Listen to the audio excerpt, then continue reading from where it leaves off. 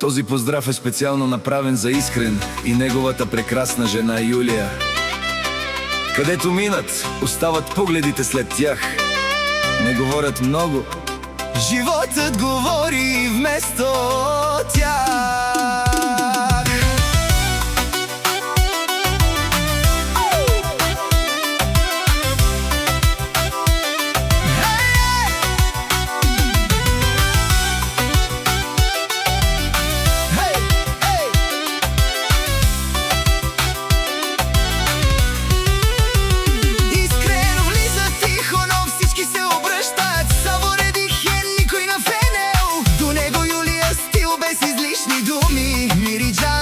Бари не показват кой какво има, но личи още от първата крачка.